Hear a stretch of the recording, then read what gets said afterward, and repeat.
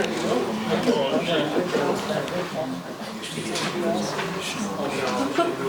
right, hello everyone. Thank you for coming to Archives, and if you haven't been here before, welcome. Today we have Stephanie Clemen and Hunter Harridge with us from Montana Fish, Wildlife, and Parks, and they will be presenting about Fish, Wildlife, and Parks programs, the Recreational Trails Program and the Trail Stewardship Program. These provide vital funding to assist in building, maintaining, and improving trail systems for walking, biking, skiing, motorized use, and much more. Grants are awarded to nonprofits and local governments to enhance outdoor access, connectivity, maintain key infrastructure, and preserve Montana's outdoor heritage. Interested parties can apply to RTP or TSP this winter through the 2026 application cycle. Again, thank you all for coming, and thank you for presenting. Go ahead. All right, hello. My name is, as he said, Stephanie Clemen. I work for Montana Fish, Wildlife, and Parks. I've been with the department for about 3 or 4 years now, working with the Recreational Trails Program. So first, just want to say thank you guys for coming. It's always nice to see everyone who's interested in the trail systems in your community or across the state of Montana. So I guess just quickly to get started, raise your hand if you enjoy any Montana trails, whether that's hiking, biking, OHV, snowmobile, any kind of outdoor rec. Raise your hand. Who likes that stuff? Good. I think you came to the right place today then, if that's what you're interested in. Today we're going to go over just a brief piece of the pie that FWP is engaged in when it comes to outdoor recreation. But to start off, why trails? Why outdoor rec? Why even talk about something like that? So I just wanted to start off with a little bit about the significance of trails and outdoor rec in Montana. This information was gathered by FWP, where we've been in the process of developing our 2026 statewide comprehensive outdoor recreation plan. We'll often refer to that as the SCORP for shorthand. State agency, it's alphabet soup everywhere you go. So as part of that, they've been collecting data on the economic impacts of outdoor recreation in Montana. So that's one of the significances that you see listed here. Outdoor rec makes up 4.6 of the state GDP and is number 3 in the US GDP. So as you can see, it actually makes quite a large impact as far as bringing funding into the state, as well as supporting jobs across Montana, creating about over 30,000 jobs across Montana is in the outdoor recreational space. It's fairly significant. Top industries including RVing, boating and fishing, hunting, shooting, trapping, snow activities, equestrian, all these things kind of help make up that greater GDP. And a piece of this, if you're out RVing or folks who go fishing and hunting, a lot of your snow activities are on trails. So a lot of these activities will cross into the trail territory quite often. Another significance is just Montana culture, supporting personal well-being, community identity, and cultural traditions, as well as preserving and celebrating Montana cultural heritage. As we look across the landscape and our history, creating outdoor rec opportunities, connecting to the spaces around us has been a large part of that. And of course, outdoor rec, including our trail systems, helps provide or support public health and well-being. Research consistently shows that time spent outdoors can reduce stress, alleviate symptoms of anxiety and depression, and encourage healthy lifestyles. No matter your age, whether you're just starting to walk or much older into your age or in a wheelchair, et cetera, we all benefit from time outside. So as part of the SCORP that I mentioned, that statewide plan that that's being worked on. It's not complete yet. A lot of the surveys and data has been collected. Now it's in the final stages of drafting. But just a few things that they did. A year or two ago, I believe 23, 24 was the time frame for these surveys. They held workshops across the state and did 2 statewide surveys, distributing over 10,000 surveys to Montana households, as well as it being available online, and received 2,300 responses. Across a lot of questions, it was a fairly detailed survey that had gone out asking a variety of questions of residents of how they use Montana outdoor resources, what they'd like to see, what they're most interested in the next 5 years, et cetera. So these are just 3 of highlights of some of those questions that were put out, but it was a much more lengthy survey than what I'm going to be covering here right now.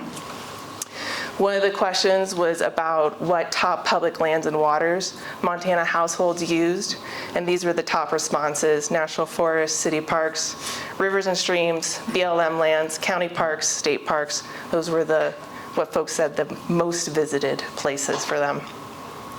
And then the top facilities and recreational used by Montana households, they had a list of 64 different types of recreational outdoor use, which is a pretty lengthy list of different types you can get into. It was everything from, as you see here, some of the top facilities: hiking trails, walking, jogging, biking trails, but there was even like pickleball, tennis, all those other sort of sport facilities, outdoor sports facilities. But yeah, some of the top ones: hiking trails, walking, jogging, biking, river access, natural wild areas, fishing areas, lake access, campgrounds, heritage and historic sites, downhill ski areas, and picnic areas. So I'd just like to point out trails being a very big part of this top used resource. And then the top statewide facility needs, they were asked in terms of looking ahead in the next 5 years, what type of facilities did people either want to see more of, or felt they had enough of, or even maybe wanted to see less of. I just pulled some of the top facilities that they said they wanted to see more of. And one of those was connectivity between communities and public lands, bike lanes, walking, jogging, biking paths, natural and wild areas, open spaces, campgrounds, sledding and tubing areas, and gun ranges. So again, we see that trend of trails being a really big part of what we've seen in the surveys, what people are interested in seeing more of across their communities. So as part of the SCORP planning, what we ultimately came up with is a list of these goals: enhance trail network pathways and recreation activities, connectivity, expand access and inclusivity in outdoor recreation, repair, maintain, and motorize recreational facilities and infrastructure, conserve Montana natural resources and recreational resources, support economic vitality through through outdoor recreation, and foster education, stewardship, and collaboration. There's a lot more detail that went into these goals, and a lot more steps that we kind of flesh out in the SCORP when it becomes publicly available. You'll be able to see that, but I just wanted to kind of give a quick overview of what we kind of found as our go-to goals and overview for what we want to work on in the next 5 years. So why is this important? The SCORP, it's a couple different things. One, it helps us look at the next 5 years of what we want to do in recreation, what seems like the biggest benefit to the state. But it also helps guide how we manage some of our state trails programs and outdoor programs. So Montana, we have a plethora of different types of outdoor and trails related programming. We have the Recreational Trails Program, the Trail Stewardship Program. Those are the 2 that we're going to be talking more about today. But we also have the Off-Highway Vehicle Program, Summer Motorized Trail Pass Program, Snowmobile Program, and the Land and Water Conservation Fund. So all these different programs pull funding from a variety of places, and they are used to kind of address the specific needs and desires of those type of user groups. So especially like the motorized ones, they're very specified in addressing needs in the motorized space. Land and Water Conservation Fund does a lot of funding for things like parks and pools and outdoor splash pads and playgrounds for schools, et cetera. Those kind of community spaces is what we see a lot of those types of projects going to. And then the Recreational Trails Program and Trail Stewardship Program are kind of fun ones because we cover a huge breadth of space and uses across the state. So for example, the Recreational Trails Program, we do motorized, non-motorized, diversified. So if it's hiking, if it's equestrian, if it's cross-country skiing, if it's snowmobiling, if it's some crazy form of outdoor rec that we have not heard of yet, it will probably be able to be funded through the Recreational Trails Program. If it's a pathway, we'll definitely work with you on that. So what is the Recreational Trails Program? Providing just a really brief, quick history on the program.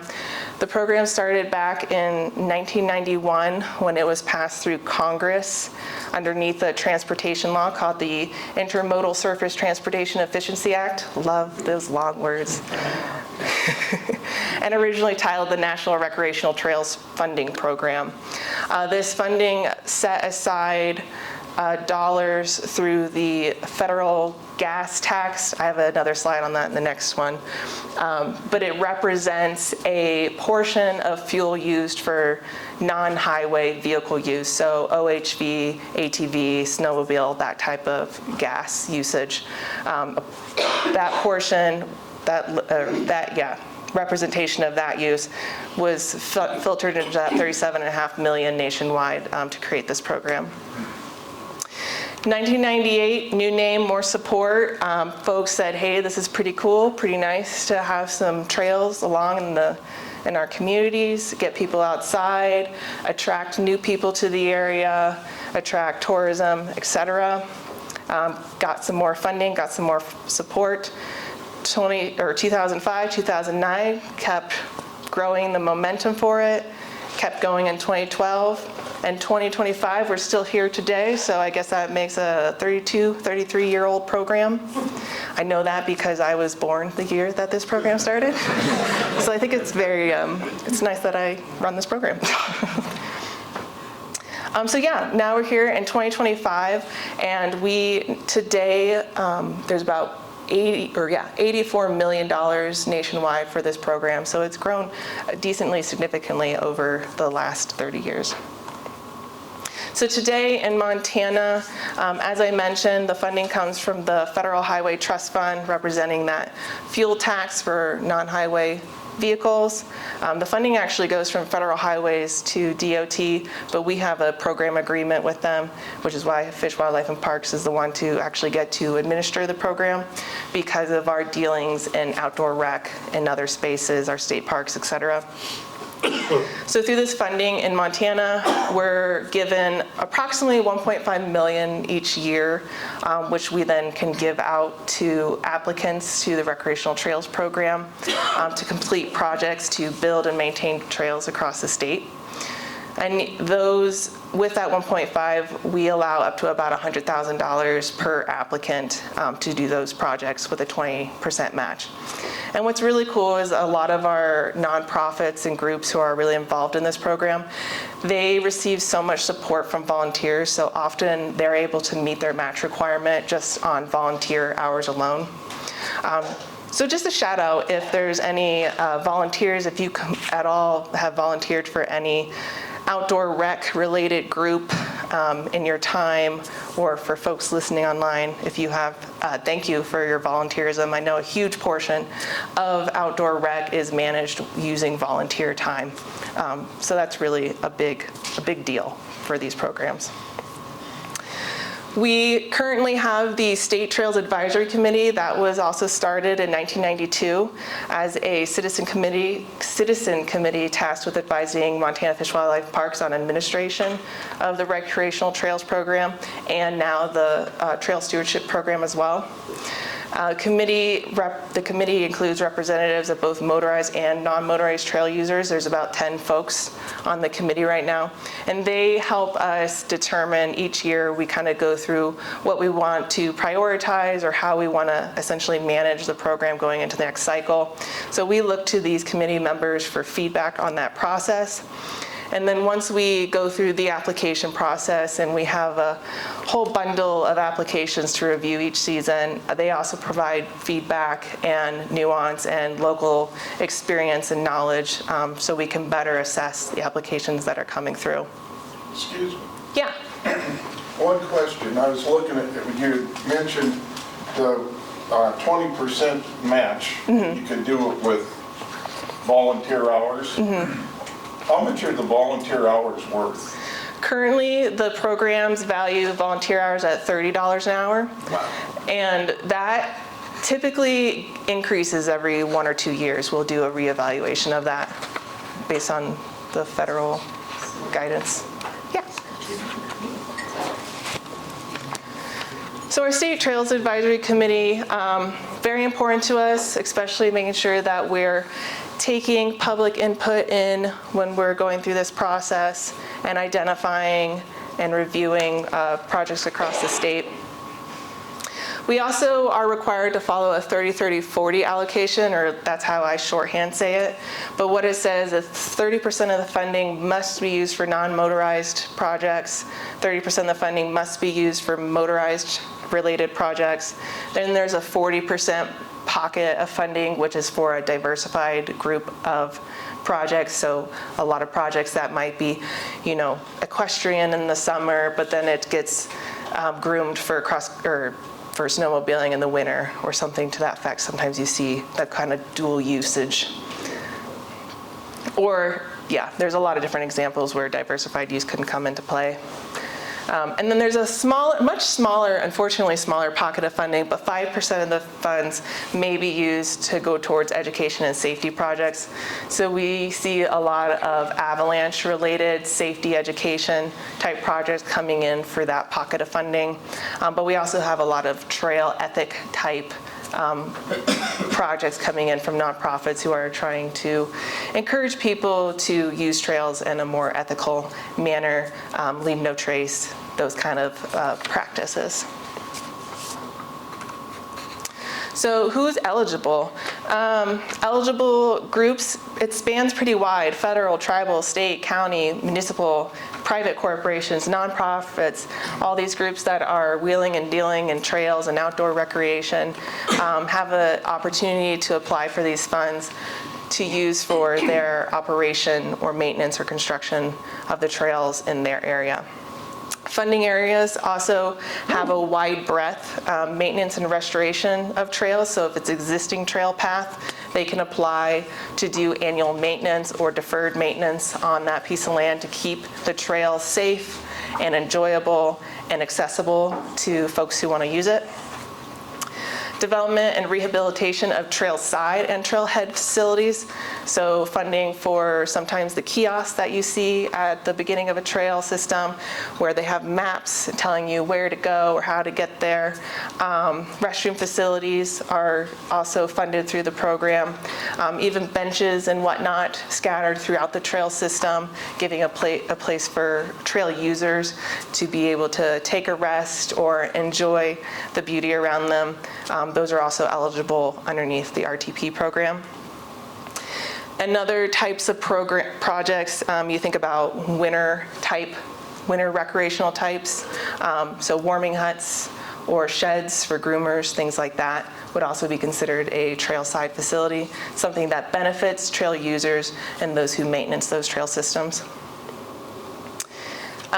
Equipment and maintenance, equipment for trail maintenance and trail construction. We see a lot of, especially snowmobile groomers. If whoever has been involved with that or does a lot of snowmobile grooming, these are very large pieces of equipment that are very expensive and expensive to maintain. But if we like to get out and cross-country ski or snowmobile, things like that, these groomers are highly important for our winter recreational users. So they will often come to us for funding to help be able to continuously do that.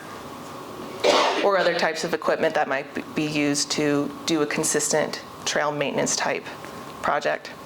Construction, of course, probably have said that a few times now, constructing new recreational trails, whether it's within city limits or on the Forest Service, all those kind of connecting points where folks can go and enjoy an outdoor landscape. Trail signage, along with trail corridor, trailhead weed management, that's also just part of the program. And I mentioned a little bit about educational programs. So I just wanted to kind of give a quick recap of what one of our cycles might look like on a year-to-year basis. It looks very different every single year, but when we run an application cycle, we get somewhere between, it can widely range, somewhere between 30 and 60 applications. I have seen 60 applications come in before for this program. But last year we received 38 applications requesting over $2.2 million. And with that, we were able to award 28 projects for the 1.5, roughly 1.5 that we usually give out. And then just kind of giving a general, like, what does that look like in terms of dollars? What does that break down into? So last year we were able to fund 3 construction projects, 12 maintenance projects, 9 projects that were focused on winter recreation, snow grooming, whether it was cross-country ski or snowmobile, 1 equipment purchase, and then some education and signage, 3 education and signage projects.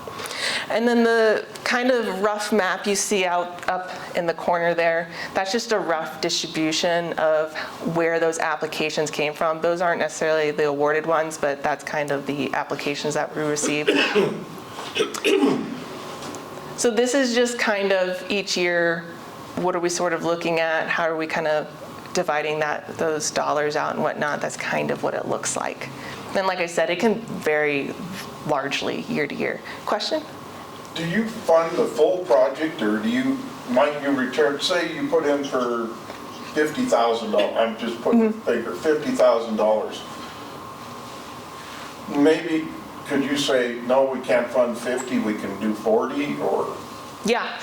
So it's very case-by-case basis, looking at the project. They might ask for $100,000, and there might be a very good reason, because you need that to get the project done, and we'll hopefully be able to fully fund that. We try to fully fund as much as possible. With that being said, we also want to spread the wealth and make sure that we have, or try to get a good distribution of funds across the state and for different types of projects, different user groups, et cetera, different community sizes. So sometimes we will consider a partially funded project if the applicant is okay with it. We actually ask them on the application, are you interested in partial funding, if that's what we can offer. And we'll work with them on what that might look like. One other question, how long do you have, if you get the grant in 2026, how long do you have to complete the work? Is there a time limit set on that? You have 6 months or 8 months, or? I'm really glad you asked that, because I thought I had it in here and clearly I missed that. It's a 2-year project, a contract. It's a 2-year contract with the option to extend into a 3rd year. The contracts usually begin in like a July, so July 2026, and then they'll go into October 2028 with room for extension beyond that. So we do look, when we review applications, we're of course looking for shovel-ready projects that have been vetted with your community, with any partners that might be involved with the project, et cetera. But we want to make sure there's still room in there. A lot of projects, of course, very weather dependent, and sometimes we don't know when the ground is going to thaw out, especially when you have a higher elevation related project. Or in the winter, some years snow doesn't come as early as we hope it would, and sometimes it goes away earlier than we would hope it would. I'm really into winter rec, so. So that kind of ties me right into this slide here, just looking at the overall application cycle overview. Right now is when our Recreational Trails Program is open for applications, so anyone can apply right now. If they visit the Fish, Wildlife, and Parks Recreational Trails Program webpage. There's all kinds of information there on what does the application look like, what's required, and there's links to where you can actually apply. The application process is actually online, but we have the links and how-tos all available on that webpage. What I also really like about our program, or it's my favorite part of the job personally, is we're very open books. So if you or someone you know or some group you're working with is even slightly interested in the program, but you're not sure how to start, where to start, if it's a good project to apply for this year or next year, etc., just give me a call, find my phone number on the webpage, and I'm super happy to talk to anyone and everyone about their projects or ideas of a project, or even just, throwing paint at a wall to see if maybe you have a project in a couple years. We love talking to people about their ideas, especially when they're enthusiastic and interested in getting folks outside in their community. The application review cycle, it's a fairly lengthy one, but between my program and Hunter's program that you'll learn about, you'll kind of see why. There's probably sometimes almost 100 applications between the two projects, or two programs. So we have an internal and external review process. The State Trails Advisory Committee that I mentioned also is involved in that process and how we determine awards for that year. Then there's an initial notice cycle. FWP always requires a public comment on making actions, so we have to do a 15-day public comment period. Decision notices go out, and then because Recreational Trails Program is a federal program, we do have to go through the hoops and loops of federal contracting and all of this other stuff. So hopefully we get a project start date of July 1, and that's we usually have contracts out no later than that date, that drop date. And Sorry. No, totally. If you're doing, say, you're doing the matching funding through hours, that project work date wouldn't have to start at July 1st. It could start earlier, could it? So for the Recreational Trails Program specifically, work, including match, has to begin on the contracted date. So if you receive your contract and sign it on July 1, then everything on July 1 forward would count. But anything previously, unfortunately, with the Recreational Trails Program specifically, can't be counted towards it. Okay. There is one matching source you could use before the contract start date, and it's if you have design and construction costs. So if you are building a trail project and you've had to go out and get someone to do the engineering and designing of that project, I think any cost associated with that happened 18 months prior can be used for match for the program. So it's it's a specific situation, but it's just one. But what time is it? 12:30. Oh, perfect. All right, well, that is, oh, nope. I forgot that I had more slides. Sorry, Hunter. You're good, take your time. I thought I was going to hand it over to Hunter, but I forgot I had these. I'll go through these a little bit quickly, but I did just want to share a few examples of recreational trail projects in the state, namely Big Butte Trail expansion. The Big Butte Open Space Park has had a little bit of a history with the Recreational Trails Program. From 2012, 2014, and 2017, grant funds were obtained in efforts to develop the Whiskey Gulch Mountain Bike Skills Park and creating connections to the BA and P Hill. So there's a lot of work that was done through various RTP grants then. In 2020, they were successful in securing another RTP grant to continue elements within that bike skills park and improve trails in the Big Butte open space area. And I believe they added 1.5 miles of trail as part of that project. And then 2022, again, they came back and were successful in purchasing a brush cutter attachment to help better maintain their trails. I believe they described it as it would take the time it takes for 4 people to maintain a certain section of trail, they could do with just one brush cutter and significantly less time. So just providing a much more efficient way for the staff to be able to maintain those trails for such a popular area that's often used in the Butte area. These are just another quick example of a project that was done in the Gallatin Valley. They have a very popular trail. It gets washed out, a lot of runoff happening on the trail. People go around the trail and start damaging the surrounding resources. So to accommodate that, we funded them to put in this nice little boardwalk, which improved user experience, kept them off the natural resource area, so it just protects the area around it. And yeah, providing an all around better experience for everyone. Another just visual example of trail maintenance happening year after year. The Great Falls Trail Bike Riders Association, very active group clearing trails to make sure that folks can get out on them year after year. So you have these big tree falls that happen, whether it was just a big snow year or windstorms or all kinds of natural causes. They'll go out and clear those trails so that folks can get out year after year. I talked about winter recreation a bit already, but just a few examples of the grooming equipment, Nordic ski grooming, and the avalanche forecasting that we funded. And one last thing, and I will use the short version of the video, is another type of project, mountain biking and adaptive mountain biking. So this was a really cool project that came to us a couple years ago, and I believe they've used funding from also the Trail Stewardship Program and the Land and Water Conservation Fund. It's just a really cool project, and I didn't have anything to do with the video, but they provided a really cool video about the project. So I'm gonna show a 90-second long video about that, and you can kind of see what other types of projects the Recreational Trails Program has been involved with.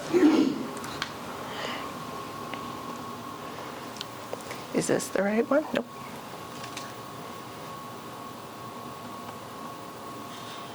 2024 was our first crack in many years at building new trail up here, and I don't think we could have done better projects than what we did. Projects focused on making the mountain more accessible, making the climb more doable for more people, more enjoyable for everyone, unless you're one of the few that loves the suffer. But for most people, you've got a lower angle way to get up the hill. This place has been part of my industry personally as long as I've lived in Missoula. I learned to ski here.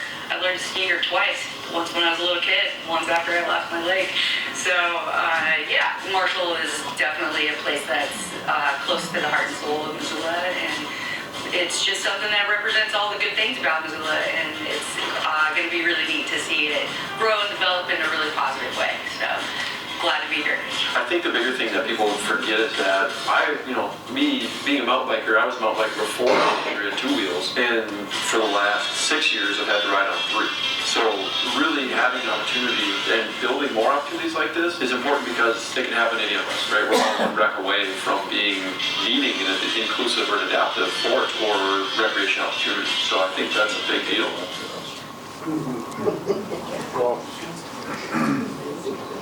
So I know I didn't talk a whole lot about that before I showed you the clip, but just showcasing some of the other types of projects that we are really proud to be able to be a part of, creating additional use of our trail systems to be more inclusive, so that more folks can get outside and enjoy what we have. And like they said, especially at any point in time, some of us can become disabled and not get out on the places that we used to love to get out on. So these type of opportunities really help keep the community engaged, and the outdoor landscape around us, what we have in Montana, is so special to each one of us. And so I think providing these opportunities is really important. So with that, I will now finally hand it over to Hunter for the Trail Stewardship Program, and we may have time for questions after that. Thank you.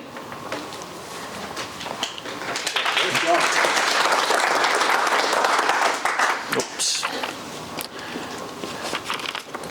And again, my name's Hunter Harridge, Trail Stewardship Program Manager. Trail Stewardship Program is based on the Recreational Trails Program, so they're very similar. So hopefully I'll move through my PowerPoint a little faster, and we'll have some time left over for question and answer at the end. Yeah, Trail Stewardship Program is a state-funded trails program. That's probably the biggest difference between the two, RTP being federally funded and TSP being state-funded. And the program was created in 2019 based on public demand for more funding to maintain and build trails. So just some more history. Senate Bill 24 in the 2019 legislative session created the program. And at that time, it was funded just by the $9 light vehicle registration tax. So when you register your vehicle, a portion of that was going into the program. And we collected revenue for 2 years, and then in 2021 had our first grant cycle. Just over $1 million was awarded to 40 projects throughout the state. And also in 2021, recreational marijuana had been legalized by a citizens referendum, and the legislature passed in House Bill 701, codifying how that tax revenue was allocated. So 4% of that revenue goes towards the Trail Stewardship Program as well, increasing the funding available for the program. And since 2024, the TSPs had $2 million a year in funding authority granted by the legislature. And since its inception, it's given over $7.5 million to 180 different projects across the state. And just this past year in 2025, Senate Bill 310 passed the state legislature, which updated the program, expanding the eligibilities, establishing an apportionment for the funding, and allowing for cash advances. And we'll get into that more in the next slide here. So those expanded eligibilities were to allow for things like economic impact studies, feasibility and planning, and safety and ethics education, as well as trail data collection and safety and planning, and for equipment purchases for trail maintenance. And all of these things were previously things that were not allowed under this program, but there's definitely a need for them for the trail groups. And then those revised percentages are now 40-40-20, similar to Stephanie's 30-30-40. So 40 for motorized projects, 40 for non-motorized projects, and 20% for diversified projects or projects that serve both groups. And something that's also written into the law is that if one of those groups doesn't use their entire percentage allocation, if there weren't enough applications, that funding just carries over to any other projects that are there. And then one of the biggest things that this did was allow for cash advances. So at the time of grant award, 75% of the funding can be forwarded onto the group for their project. Previously, it was a reimbursement-only grant, meaning that the clubs had to come up with the money up front and start work on the project and then ask for FWP to pay them back for the work they'd done. Now we'll be able to forward that money, and that'll really help a lot of smaller organizations in particular. For some groups, it's a pretty big lift to get a project off the ground if you have to have the funding for it up front. And a bit more of an overview. We talked a little bit about funding. A portion still comes from that $9 registration fee. It's $1.37 per registration. So every time you renew your license plates, $1.37 of that goes into Trail Stewardship Program, and 4% of the recreational marijuana tax revenue. And the purpose, similar to RTP, they're to provide funding for the development, renovation, and maintenance of trails and trailside facilities, both motorized and non-motorized. And the one kind of guiding factor in that is that all the trails have to be recreational in nature. So the way I like to think about that is it's a walking path, not a utilitarian sidewalk or a trail that you'd ride your side-by-side on for the recreational aspect of that, not just a utilitarian type access road. And then the allocation we talked about, which is new for this year, of 40% non-motorized, 40% motorized, and 20% for projects that serve both groups or diversified. Eligible applicants are very similar to RTP, federal, state, and local governments, and nonprofits, clubs, and user organizations. And those eligible project types are also very similar to RTP. Essentially, any trail or trail side facility, the construction, maintenance, or planning for any of those things. And now with our updates, equipment purchase and maintenance, storage of equipment, weed management, creation of marketing and ethics education materials, and trail-based feasibility studies and planning, so like a trails plan for a community, would now be eligible for funding under the program. Our 2025 grant cycle. So throughout the program, it seems like demand for funding and demand on the programs increased a little bit every year. This past year we had 61 applications, which was a record, and $3,800,000 and applied for funding. We gave out just over $2 million, or 44 projects got funding, 7 of which were motorized, 9 of which were diversified, and 28 of which were non-motorized. And you can see there on the right that most of those projects were for trail maintenance, but we did have 12 new trail construction projects last year. And some examples of projects. On the left there's the Trafton Trailhead Initiative up in Malta. And that project's kind of neat. There's a lot of momentum behind it in that community, but it's essentially to create a walking bridge with a trail right in town to create a walking bridge, kind of like what they have in Fort Benton, if anybody's been up there. And then we have Gateway to Glacier Trails, Cedar Crystal Trail construction. This is up kind of by Kalispell, by Flathead Lake, and they've gone in conjunction with a fuels reduction and logging project, gone in and created mountain bike and multi-use trails in that area. So they built, I think, 3 or 4 new trails this summer there. Also a new trail construction project over by Bozeman, Southwest Montana Mountain Bike Association. Built some trails on the Bridger Bowl ski area this summer. And then some motorized projects. Montana Trail Vehicle Riders Association, they use pretty much every trail grant program the FWP has. This summer they did some work in Pipestone, maintaining some of the single track out there. This was the first time a lot of those trails had ever been maintained. They also did 50-inch trail maintenance in the Bozeman Ranger District, post-fire work outside of Helena, and a bunch of 50-inch trail maintenance down by West Yellowstone in the Huggan Lake Ranger District.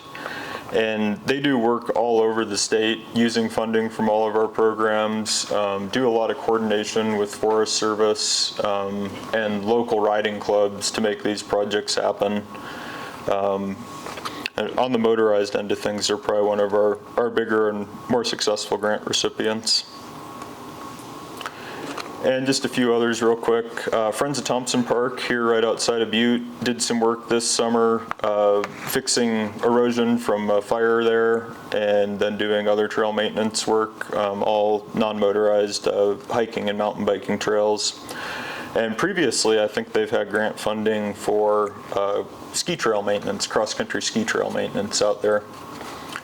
Up in Highwood, Montana, last year we funded a campsite in the town of Highwood for the Montana 406 Trail, which is a trail that goes all the way across Montana, north to south. And in Celia Lake, we funded work for the Nordic Ski Club up there. The problem they'd been running into is with winters kind of getting shorter, there wasn't enough snow to groom a lot of the times in their lower elevation areas. So they wanted to get the trails as flat as possible, so they were able to groom with just a little bit of snow. And it was really just some short sections of trail, taking them from their parking lot up higher, that were melting out quickly. That'll probably make a big difference for them in the coming years. And our 2026 application cycle, we're pretty much on the same timeline as RTP. 2 weeks behind as far as when our grant cycle opened, and it's open until January 30th. And then from February to March, we'll be reviewing and scoring applications. In April, we'll notify applicants whether they've been awarded funding or not.